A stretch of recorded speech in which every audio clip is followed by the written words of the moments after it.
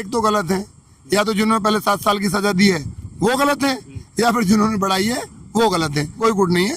हमारे सांसद जी बहुत अच्छे आदमी हैं और एक तरफ से कोई गुटबाजी नहीं करते, और जो हमारे बड़े नेता हैं हम उनकी दुआओं की भी खैर मकदम करते हैं कि अल्लाह उनको जल्दी इन परेशानियों से निजात दिलवाए।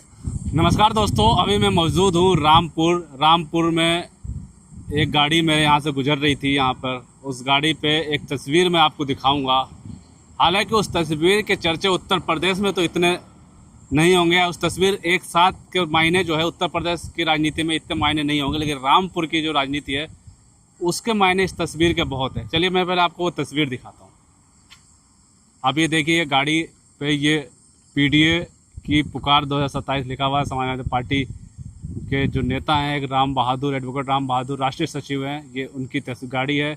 उस गाड़ी पे एक तरफ उनकी खुद की तस्वीर है, बाबा साहब की तस्वीर है, दूसरी तरफ राष्ट्रीय अध्यक्ष अखिलेश यादव, और ये तस्वीर जिसकी मैं बात कर रहा था मोहम्मद आजम खान साहब और रामपुर के सांसद महबूबुल्ला नकवी एक साथ, नकवी साहब के एक साथ फ़ोटो पे इसलिए मैं बात कर रहा हूँ क्योंकि रामपुर में अभी फ़िलहाल एक ये चर्चा चल रही है कि आजमवादी हैं या फिर सांसदवादी।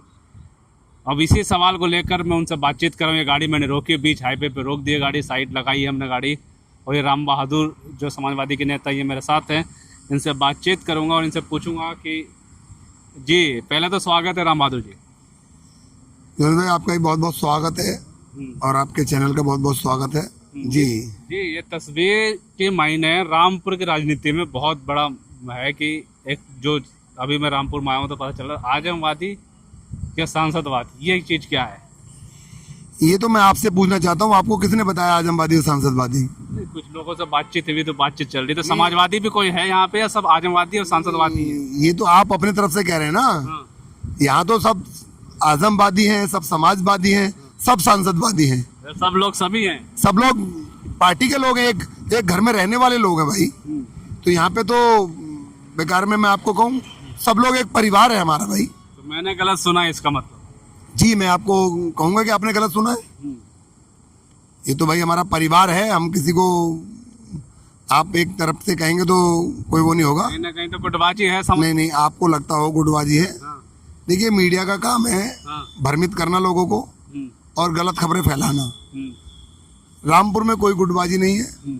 रामपुर में लोग एक गंगा जमनी तहजीब के द्वारा काम करते हैं और ये इतिहास में गवाह है कि रामपुर गंगा जमनी तहजीब के नाम से जाना जाता है। आप कौन सा वादी हैं? समाजवादी हैं, आजमवादी है, सांसदवादी हैं? देखिए, ये आपका कहना गलत है।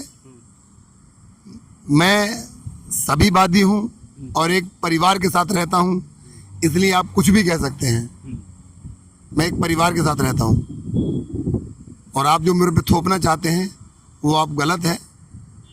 मैं पूरे परिवार के साथ रहता हूँ। समाजवादी एक परिवार है यहाँ पे जो एक छत के नीचे रहता है। ये गाड़ी की जो तस्वीर आपको देख के, हालांकि जो चर्चा चल रही मैंने उस पर बात की, आपकी जो तस्वीर है, ये तस्वीर देख के पता चल गया है कि आप समाजवादी हैं और उस पार्टी के लिए काम करते हैं, क्योंकि ये जो तस्वीर एक साथ दो है ना, ये बहुत कम देखने को मिलती है रामपुर में। देखिए, हम लोग पार्टी के लिए काम करते हैं, हम लोग जो हमारे बड़े लीडर हैं उनके लिए काम करते हैं, हम लोग सभी पूरी जनता के लिए काम करते हैं, हम लोग अपना घर बनाने के लिए काम करते हैं, ना कि कुनबा तोड़ने के लिए काम करते हैं। हम कुनबा जोड़ने का काम करते हैं। इसलिए ये तस्वीर आपको हमारे साथ रहेगी और मिलेगी भी हमेशा। चलिए, अब क्या लगता है रामपुर में भी अब चुनाव, मतलब रामपुर क्या पूरे यूपी में चुनाव आने वाले हैं, रामपुर की राजनीति किस ओर देखते हैं? देखिए, रामपुर की राजनीति तो एक अलग है। हम लोग काम कर रहे हैं कार्यकर्ता के रूप में, और जो राजनीति देखने किस ओर बैठेगी क्या है वो बड़े नेताओं का काम है। लेकिन हाँ, हम इतना जरूर कहना चाहते हैं कि समाजवादी यहाँ से 5 सीटें जीत रही है। 5 सीटें? 5 के 5 सीटें समाजवादी जीत रही है और ये समाजवादी का गढ़ रहा है और ये इतिहास है। हमारे सांसद महबूबुल्ला नकवी साहब 1 लाख वोटों से जीते हैं, तो आप समझ सकते हैं कि समाजवादी का गढ़ है ये। सुनने मारा कि अखिलेश यादव भी आ रहे हैं, आजम खान से मुलाकात करेंगे, क्या ये खबर सच्ची है या इसे अफवाहें उड़ाई जा रही है? नहीं, ये अफवाहें नहीं है, सूत्रों से पता भी लगा है। और जो बात आपने कही है, हो सकता है कहीं ना कहीं हो, तो उस चर्चाओं को ख़त्म करने के लिए राष्ट्रीय अध्यक्ष जी यहाँ पे जल्दी ही आएंगे। अच्छा, एक अलग आजम खान के साथ जो 3 साल की सज़ा बढ़ाई गई, आप वकील भी हैं, कि एक ऐसे वकील, अगर ऐसे समाजवादी पार्टी के एक नेता कार्यकर्ता नहीं, ऐसे वकील उस फैसले को कैसे दें? देखिए, वो न्यायालय का फैसला है, मुझे टिप्पणी करने का कोई हक नहीं है, लेकिन फिर भी मैं ये कहूँगा कि इनमें दोषी कौन है। पहले 3 साल की सज़ा, सॉरी पहले 7 साल की सज़ा, फिर 3 साल बढ़ा के 10 साल की सज़ा, इसमें दोषी कौन है? इसमें तो जो जिस जज साहब ने पहले 7 साल की सज़ा दी थी उनके ऊपर सवालिया निशान खड़ा होता है, क्योंकि वो दोषी हैं। या तो उनको पढ़ना नहीं आता, या उन्होंने धाराएं पढ़ी नहीं है, या उनको कुछ आता नहीं है। ये साबित होता है आपके कहने से, जो 3 साल बढ़ा दी गई, या फिर जो आप जिनने बढ़ाई 3 साल उनको कुछ करना नहीं आता, उनको कुछ पढ़ना नहीं आता, किसके कहने से बढ़ा दी होगी भाई? किसी के दबाव में काम कर रहा कोर्ट। समाजवादी कार्यकर्ता अक्सर यह आरोप लगाते हैं कोर्ट पे कि दबाव में है कोर्ट। देखिए, मैंने पहली बार कहा ना कि मैं भाई न्यायालय पे टिप्पणी नहीं कर सकता। व्यक्ति विशेष की बात एक अलग है, न्यायालय पे टिप्पणी करने का मेरा हक नहीं है। लेकिन मैं तो वही एक चीज़ जो जनरल नॉलेज की सवाल है वो दोहरा रहा हूँ। दोनों में से एक तो गलत है, या तो जिन्होंने पहले 7 साल की सज़ा दी है वो गलत है, या फिर जिन्होंने बढ़ाई है वो गलत है। दोनों में से एक तो गलत है। दोनों चीज़ें तो सही नहीं हो सकती ना आपके कहने से। कोई गुट नहीं है। हमारे सांसद जी बहुत अच्छे आदमी हैं और एक तरफ से कोई गुटबाजी नहीं करते, और जो हमारे बड़े नेता हैं हम उनकी दुआओं की भी खैर मकदम करते हैं कि अल्लाह उनको जल्दी इन परेशानियों से निजात दिलवाए और जो है कि वो जल्दी बाहर आए। सवाल उठता है कि भारतीय जनता पार्टी को हराने के लिए अखिलेश यादव ने पीडीए बनाया, पीडीए से लड़ाई कर रहे हैं पूरे यूपी में, वो यात्रा निकलती पीडी यात्रा, लेकिन रामपुर में अलग लड़ाई चल रही है। नहीं, गलत कह रहे हो, कहाँ कह रहे गलत चल रही है यार? ये गाड़ी आपको रामपुर की दिखाई दे रही है, पीडीए नहीं दिखाई दे रहा आपको रामपुर में? जो मीडिया बंधु जो आप कहना चाह रहे हैं कि यहाँ पे पीडीए की लड़ाई नहीं दिख रही है आपको? यहाँ पे पीडीए सब साथ में है, साथ में पीडीए, बिल्कुल पीडीए साथ में हमारा। हम रामपुर में पीडीए चलेगी क्या?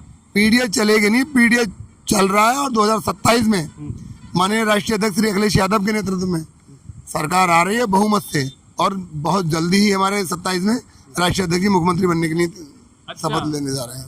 घटनाएं ऐसी घट रही हैं सामने कि अगर मैं इन घटनाओं का नाम ले दूं तो मुकदमा होने में देर नहीं लगेगी और अगले दिन मैं जेल में दिखाई दूंगा। तो इसलिए यह है कि मुझे अपने आप को बचाना है, और गलत जो बात कहलवाना चाह रहे हैं वो मैं नहीं कहना चाहता। महंगाई बढ़ रही है कि नहीं बढ़ रही? भाई मैं कह तो रहा हूँ आपको, मुझसे क्यों पूछ रहे हैं? आपको दिखाई नहीं दे रहा है क्या भाई? पेट्रोल कहाँ पहुँच गया, डीजल कहाँ पहुँच गया, गैस सिलेंडर कहाँ पहुँच गया? आप ये महंगाई की बात कर रहे हैं। अला मेरा घर गाँव के एक आगापुर में गाँव में आ जाता है, 45 दिन में गैस मिल रही है मुझे। मेरा 25 दिन में सिलेंडर खाली होता है, मुझे 20 दिन चूल्हे पर रोटी बनानी पड़ रही है, और आप महंगाई की बात कर रहे हैं। नेताओं के चूल्हे पे खाने बन रहे हैं? बिल्कुल बन रहे हैं भाई, चूल्हे पे खाना क्या करेंगे हम? 45 दिन में सिलेंडर मिल रहा है, 25 दिन में खत्म हो रहा है, 20 दिन कहाँ से पूरे करेंगे? चूल्हे पे तो पूरे करेंगे हम लोग। अखिलेश यादव कह रहे हैं कि अब साइकिल चलाने की बारी आ गई। तो बिल्कुल सही कह रहे हैं भाई। जब एक प्रधानमंत्री जी, हमारे देश के प्रधानमंत्री, जिम्मेदारी का आदमी, वो 2014 में कहते हैं कि अच्छे दिन आने वाले हैं, और वही एक मंच से कहते हैं कि मेरे भारतवासियों, आप कार चलाना बंद कर दो, आप खाना खाना बंद कर दो, एक टाइम कम खाओ, जिससे तेल कम यूज करो, जिससे कि देश के खराब दिन आने वाले हैं। तो भाई आप कैसे नेता हैं? देश हित के लिए एक टाइम भूखे नहीं रह सकते।